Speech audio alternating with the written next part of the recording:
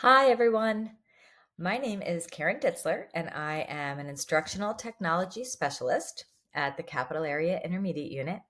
And I am excited to be working with you today on our AI exploration series, Discovering Tools. And today we're going to look at three different tools: ChatGPT, Gemini, and Copilot. And those are tools where you can generate all kinds of things. So we'll dive into them and we'll explore and find out what you can do with these different tools. So on here, you can see that we have a bit.ly link here. And if you type this in on your computer into your web browser, you will be able to get to the presentation. And the presentation's actually created in Canva, and Canva is also a tool that has AI tools embedded. And I am trying my best to use different AI tools when I am presenting about AI. So I'll tell you that I actually created this presentation in Canva by using the AI tools in Canva to create it. So the bit.ly is bit.ly/generate this. You do need the capital G and the capital T. So feel free to go there. There's a few links within there. If you'd rather just watch and then open up your web browser to do things, you can certainly do that too. And throughout, if you would like to pause at any point in time, you can pause and go ahead and try something out and take your time to work through this. So my email is also on this slide. And please feel free afterwards, if you have questions about anything, to email me and I'll see if I can help you out with utilizing these tools and the best ways to do that. All right, so we're going to go ahead and get started and go through a little bit in the presentation, and then we'll hop into the tools. So my first slide here, I want you to just think about this and think what pops into your mind first when you see, ugh, if I only had more blank. Most of the time, people say time. We also say money, vacation, sunshine, lots of other things. But time comes up often, especially in education. We are so busy all of the time meeting the needs of the students, working with students, doing all of those types of things, that it can be overwhelming to do all of the other aspects of teaching with the planning and creating things and putting content together and differentiating instruction. So AI tools are definitely useful when it comes to saving time, especially if you know how to use them effectively. All right, so in talking about AI, AI, ChatGPT is probably the first tool that you heard of when it came out, and everyone started talking about it. And it has been advancing and changing and just taking off in all areas, not just in education, in all areas. AI is just learning and growing. And it's actually a simulation of human intelligence. So that's what AI is and what we're looking at today. So on here, it talks about what large language models are. So the three that we'll look at today are considered large language models. So what that means is that they take in all of the data that is available to them, and then they use that in order to give you the output, to give you something. So it is quite a complex algorithm that they follow so that they can actually reason through things, think through things, and figure out how to best answer your questions or how to best give you what you actually want. And again, it is constantly changing, constantly evolving, and getting better so that you can be more productive. All right. So chatbots, you might even remember back a long time ago, even chatbots have been around for a long time, where you might be on a website and there's a chatbot down in the corner. And if you have a question about the site, you can click on it and have a conversation back and forth in text with that chatbot, and it can help you to find things and do things. So that was the beginning of all this. It has moved into, obviously, much more advanced technology, but they're actually generating human-like responses for you. So you're actually able to have a conversation with these chatbots, and they're able to help you out. They're able to give you directions for things. They're able to generate things that you want. So again, constantly evolving and changing. All right. So, in understanding what these large language models are, it's sometimes overwhelming for educators, for people, and in general for students too, to understand what this means. So, what I have in here is I'm actually going to go ahead and go back to the presentation here so that I can hop to this website. So, this is something called Quick Draw with Google. And if you're in the slideshow, you can actually go ahead and click on this, and it will take you to Quick Draw. And what happened was way back in 2016, so 9 years ago, Google started this as an experiment. And what they did was they put this site out and asked people to click on it and asked people to draw things. So what they did here is they collected all of that information. So this is sometimes helpful to go through and just see a very basic idea of how these large language models work. And I show this to kids too, so they kind of can understand this. So Google wanted to learn from this. So people went in and drew these things, and they collected this, and then they learned from it. So basically, I think of it as they would be your ultimate Pictionary partner, because they have learned from how people draw things so that they are able to guess what is being drawn very quickly in most instances. So if you're on the site here, and I'll click through it, the world's largest doodling data set. So on here, you can see they have collected 50 million drawings. And if I scroll through here, you can see all the different things that they've asked people to draw. And I can click on something here, like I'll click on the crab. And when I do, it shows that there's 106,000 drawings of crabs.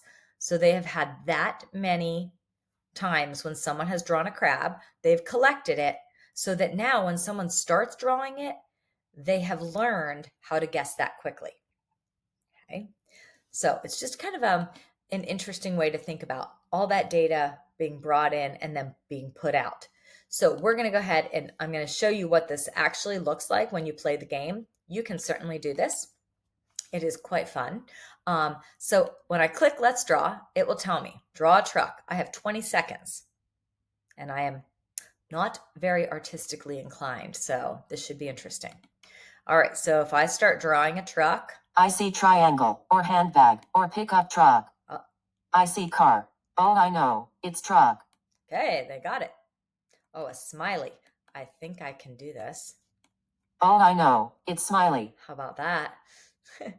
Lightning. I see zigzag.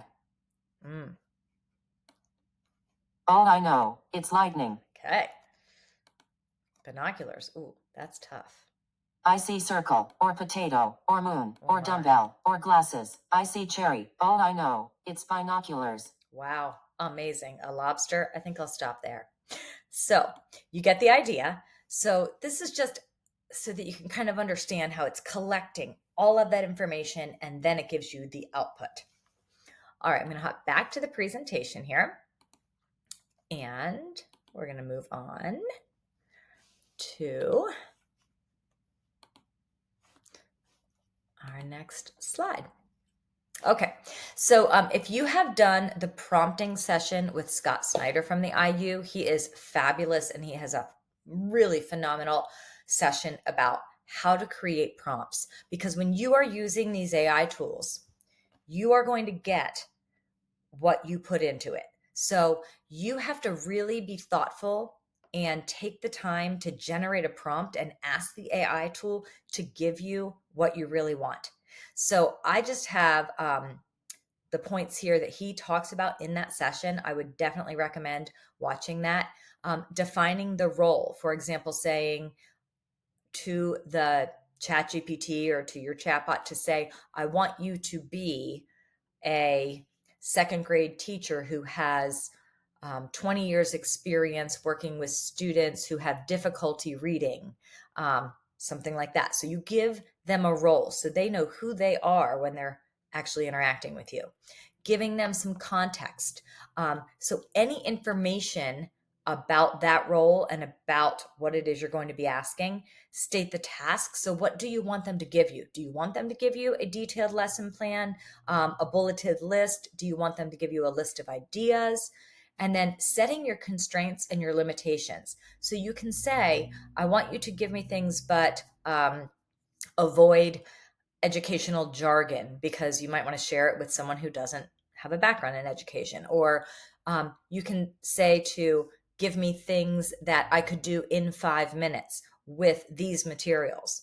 So think about really creating your prompts. We'll talk more about this when we jump into the tools too, and giving any guidance to help them.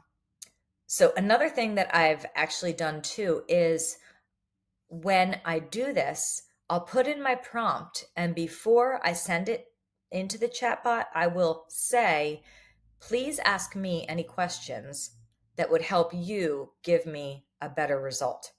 And ChatGPT, Gemini, Copilot, they will actually ask questions of me. I'll answer them, and then they're able to really give me what I'm looking for based on those answers. So that's just something else you can do. So you think about what you really want to see, you think about what you want to get, and that will drive what you put in. All right, this slide is one that we have in all of our presentations. Just as a reminder, please remember, in any of these tools, there are ways that you can obviously type in your own information, and there are ways that you can upload things into it, like a PDF and things like that. Make sure that you are not putting any information in there that you should not be sharing. Any identifiable information for your students at all, for your colleagues, for yourself, any sensitive information about your school, security information, anything like that. So this is just a reminder that those types of things do not get inputted into any of these tools as you're working with the AI tools. All right, so we are on to exploring our large language models. So we're going to look at 3 today. And before we even jump into them, I'm going to tell you a little bit about each. So ChatGPT is one that you probably remember coming out at the very beginning when AI was being talked about a couple of years ago. And that is run by OpenAI.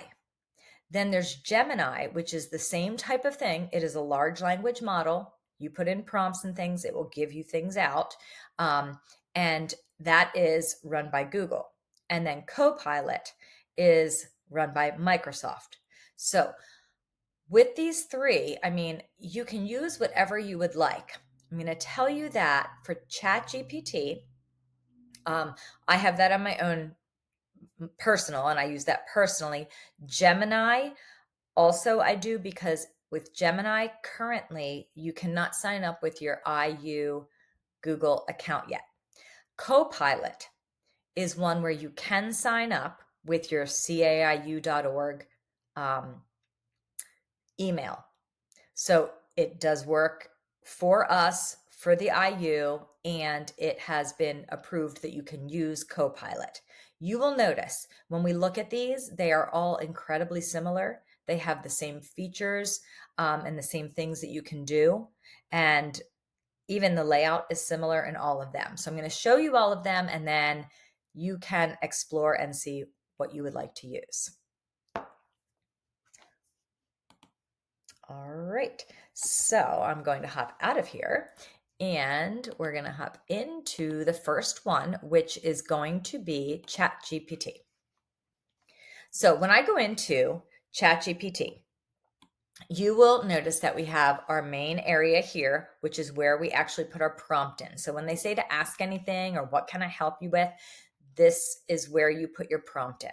Okay, so this is where you start that conversation with the large language model. Okay, I'm going to show you some other things on here. We have the plus sign. This is where you could upload files. Now, I reminded you of things that you shouldn't upload, but if you have a list of notes about Benjamin Franklin, and these are the things, the study guide that you want your students to know, you can upload that in here and then ask ChatGPT to come up with activities around that, or come up with questions that go around that, or come up with an assignment and a rubric that goes with it. So you can do all those kinds of things as long as it is information that you are allowed to share. This is for searching the web, so that will search the web for your answers. And this reason is interesting. I'll click on this so that when we do one, I'll show you what that means. The reason is you can actually see what did the ChatGPT large language model do in order to give you that answer. So I'll show you when I put in a prompt, you can click on that and find out how did it think through that process. So they're trying to make this more human-like. So it's interesting to look at their reasoning process through this. Couple other things with ChatGPT, you are able to dictate, and some of the other ones also. So I can use speech to text for this to write my prompt. And with ChatGPT, you also have something called voice mode. And again, with all of these models, I have the free version of everything. So I do not have the upgraded version. I am only using the free version at this point, so I don't pay for anything. So the things that you see, you can use for free. The voice mode, I believe that there is a limit on how much time you can use the voice mode. But when I click on the voice mode, it actually brings up ChatGPT and I can have a conversation with it.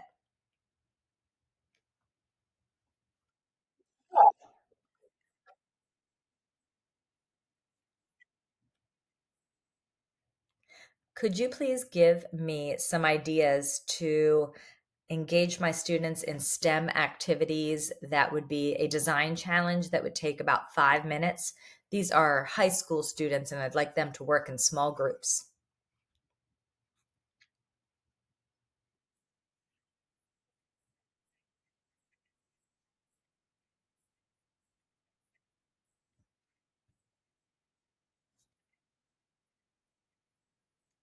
I'm going to stop it here, go ahead and end it. And I'll show you that once you end a voice chat with them, all of that information is also here in text. Now, if I would have let her continue, all of the ideas that they had there would be typed out there, but I canceled it. But you will also have the text part of that, even if it was done through the voice. All right. Over here on the left-hand side, we have, if you click on ChatGPT, that just gives you a new chat to start. You can explore ChatGPT, so this will give you other information. And along here, you're going to see this is your history. So I can go all the way back here to 2023 when I started using it, and I can see everything that I have done on here. So if I wanted to come back and find the, let's see, educator self-care workshop ideas, I can come in here and look back at what I asked and all of the different information that we went back and forth with from ChatGPT. So all of that is saved for you to go back and access. All right, so we're going to look at how to ask a prompt and then what happens when you get that information. So if I come in here, we want to have really solid prompts where we give them lots of information. So I will dictate one here.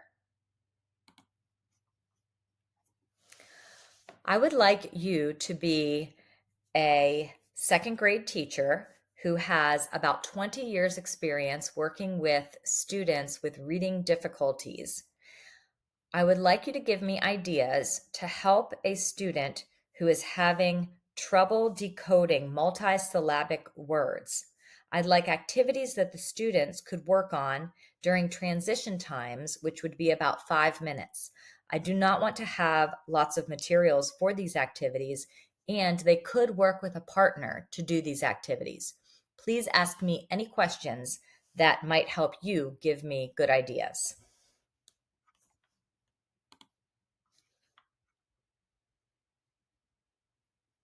So there's my dictation. And they typed it out because it would have taken me way too long to type that all out. I'm going to click on the reasons so we can see that then. And now I'm going to click the arrow to go ahead and ask.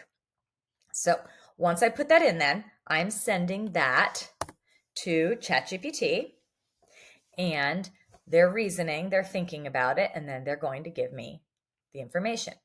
So here there are some questions that I can answer. So I would go through and I would answer these questions. So they want to know about the classroom setup. They want to know what materials are available, things like that. Pretend I answered the questions for the sake of time. Otherwise, I would be taking quite a while to answer. All right, so now they're assuming the teacher responses. And they're going to give me these ideas: the syllable clapping and tapping, syllable stretch game, the puzzle. And I use this for brainstorming often. A lot of times they'll give you a lot of ideas. Here they gave me 5. And sometimes I look at them like, oh, I don't know, nothing's hitting quite right. I can say, please give me 8 more. Then I can have a conversation back and forth and say, okay, I really like idea number 7. Can you explain in detail how this would work? Could you give me directions that a 2nd grade student would be able to read so that they could actually complete this? So there you go. Lots of different ideas, lots of different activities. So this is how the prompting works, back and forth, and you get that information. Once you're finished with things, or once you have something that you want to take out and use, let's say I was having it create activities or create a lesson plan, I can copy things right from here. Now, if I click copy, that's going to copy everything from that section. And if I scroll up, I'll show you that was my 8 more. But if I come back up here, I guess it will give it to me all at the bottom. So that would copy all of it. I can also come in here and copy and paste things. I can have it read to me also. And I can also regenerate. So if you feel like things aren't exactly right, you can regenerate. Now, one thing I do want to remind you of: you are the person in charge of all of this. You have to be in control of the content that comes out of here, meaning you need to check for biases. You need to check to make sure things are correct. So I would never take something and copy it out of ChatGPT or any of these tools and turn it into someone or use it as is. I would always read over everything, make sure it's correct, make sure it meets my needs, make sure there are no biases within it. So those types of things are upon the user to make sure that they are correct. All right, so that is ChatGPT and how that works. So I'm going to go ahead and switch over then to Gemini. And you can see that Gemini looks very similar to ChatGPT. So we'll take a quick look at Gemini and see what we can do here. So within Gemini, you can see down here is Ask Gemini. You also have down here where you can upload things to get information based on that. And the deep research is, it will take you out to the web too. And over here on the left side, you have all of your recents. So everything is on here. You can go back and see everything that you have done over time. Some of the other things that are on here, like Gem Manager and that, are with the paid version. So you'll see up here, it says try Gemini Advanced. I, again, am on the free, so I don't have all of those extras. But it's the same type of format. I can also use the microphone for voice to text, and we'll ask it just a simple question here. Let's say, please give me 5 activities that I can do with my high school students to learn about different genres of literature. All right, so I didn't even tell it who it was supposed to be or anything, but you can see just a general prompt like that to give you things that you're brainstorming for. They will give you ideas then. And then again, you can go back and ask for more information. And down here at the bottom of this, again, this is where you can share this. So you can export this to docs, and you can also redo. So if you don't like it, you can redo it and they'll give you a new one. Again, though, this is one where I use this on my personal. So this is a personal one, because we don't have access to this through our capitalareaiu.org Gmail at this point. All right. Next up then is Copilot. So Copilot is, again, very similar. I have to move my camera here because they flip things, and we actually have over here on the right side all of our recent chats. So you can see the chats are all on here. You can always go back here and click on any of those, and it will bring up anything that you have searched for before. You can copy and paste things out of there again, and utilize those. If you want to go to a new chat, it says right here, new chat. And then this one, on this one down here, we have the Ask Me Anything. So this is where you would type in your prompt. And then you also can add images or attachments, just like in the other one. So you can click here. It will ask you to bring in an image or to add a file. And they also have view prompts here. So this can help you if you're wondering what to look up, even when you're first getting started with the large language models like this. You can say, okay, what do I want to look for? I want to create something. And you can go through and it gives you some ideas about things that you can do, and gives you some example prompts for how to do that. All right, so if I put something in here, we'll go ahead and say, please be a teacher who works with high school students.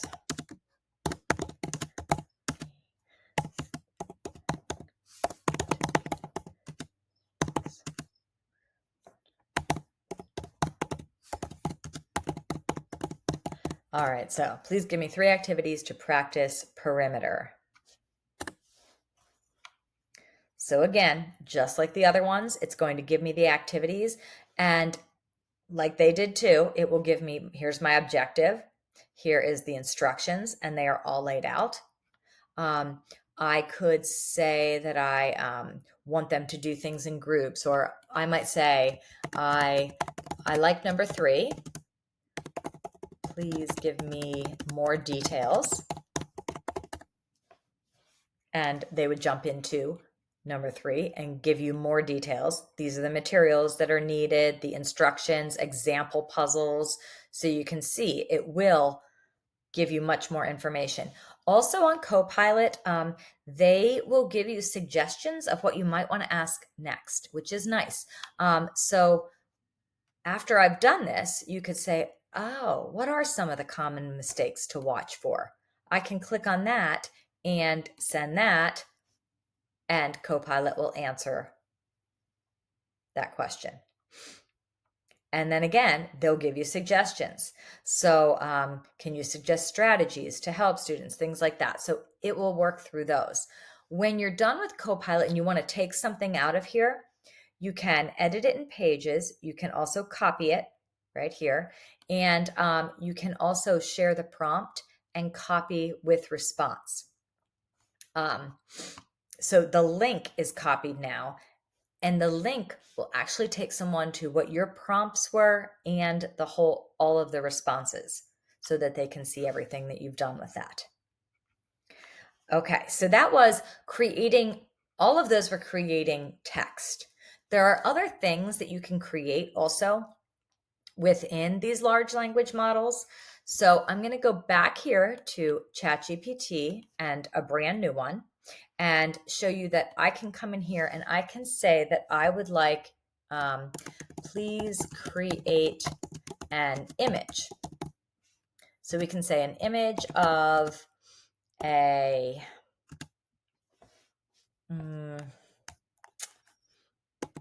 person sitting on the beach reading under an umbrella. Again, you have to think about your prompt and what exactly you want to see. I might say what color they're wearing. I might say which direction they're facing, all kinds of things. So we'll go ahead and see if this will create an image for us of a person sitting on a beach reading under an umbrella, which just sounds fabulous right now.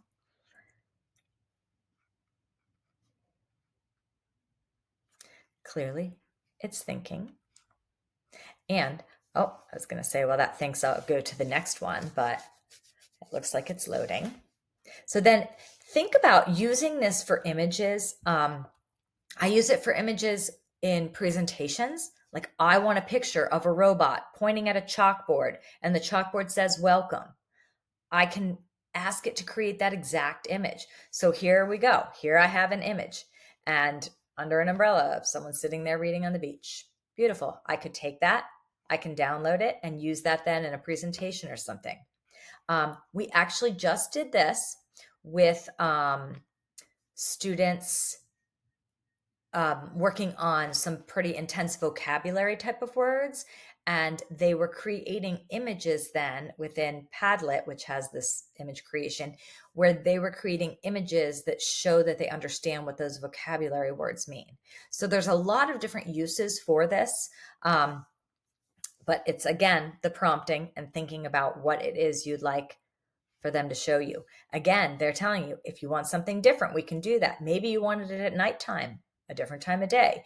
Maybe you wanted different things around you. So you can definitely change those. Again, you can do that also in Gemini, ask for the pictures, and in Copilot, please create a picture of a robot reading a book. We'll see how that does. So this one here will give you 4 different options so that you can choose from them. Clearly thinking about this. And again, they're giving me prompts back saying, okay, did you want this to be a futuristic robot? Or did you want me to add colorful books around it? So they're asking us what prompts we might want to put in there. Okay, gave me an image. There we go. So I can take that then and use that. Now, when you use things from ChatGPT, Gemini, Copilot, when you create images, when you create lesson plans and things like that, if you are taking those things out and utilizing them, you should cite that. So there are APA and MLA citations where you tell what you used. Like I used Copilot on this date, and this is the prompt I put in to get the picture. But if you look up MLA and APA, how to cite AI generated content, it's in there. So also teaching students that if they are using any type of AI, they should be citing the use of it. All right. So I